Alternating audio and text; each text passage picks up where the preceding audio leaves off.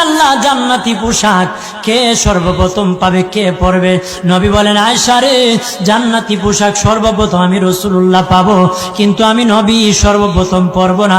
সর্বপ্রথম ইব্রাহিম খলিলুল্লাহকে জান্নাতি পোশাক পরানো হবে। কেন জানুনি?